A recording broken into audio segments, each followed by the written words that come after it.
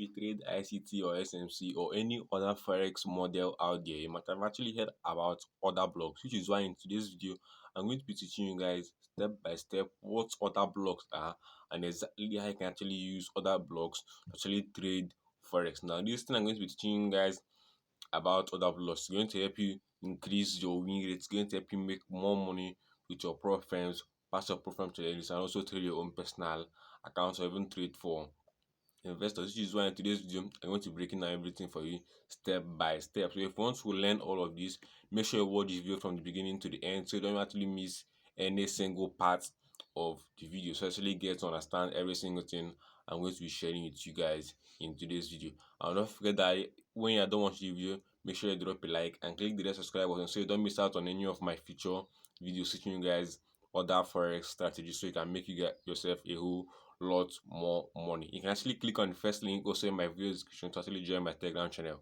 And with that said, let's get started with. Alright guys, so right now you're on my screen. I'm going to be showing you guys exactly how all these whole things are done. So I'm going to be talking about order blocks. So as you can see right here, this is a trade I actually took recently with the other my order block strategies and a lot of other things which are in this, and you can actually see that right here I actually made some profit. And you can see right here I'm actually trading gold because I'm going to be using gold for this example because I know a lot of us actually trade gold. So you can see right here that this is a new all-time high for gold. Gold actually is at the all-time high, like at the peak at the moment. So this is the highest gold has ever touched in its course of life. So these are 2569, but that's not what we are going to be talking about in today's video. Let's go about the main thing we're talking about in today's video. So very first thing you have to do, let me take this off because this is a trade I actually took. So if you want to get all my trades, want to be getting all my trades, you can actually join my Telegram channel with the link in my video's description. And you can also subscribe to the channel because I'll actually be dropping a lot of this here in the future. So I'm going to be dropping a lot of this on my channel, so make sure I subscribe and make sure you also in my Telegram channel. So let me take all these things off so you guys actually get to understand what I'm talking about.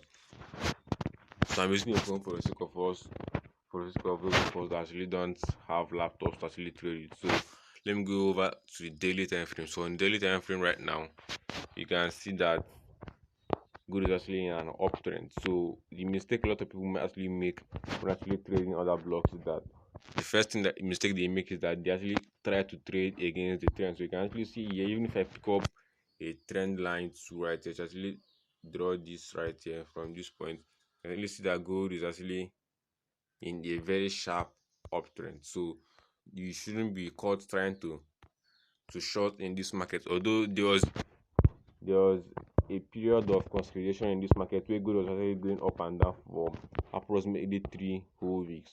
So this was a 3-week period where gold was actually consolidating. So if I actually trade the power of 3 setups, that was a time of manipulation, and now this is a time of distribution. A time of distribution is actually what's going to follow next after this current phase we're in now. So let me know down below in the comment section, guys, which setup do you actually trade, what model do you actually trade, so I'll be knowing how making more videos for you guys. So as you can see right here, let's take this point for instance. So you can see right here, this is a very nice key level, and you can see here there are a lot of other blocks at this point.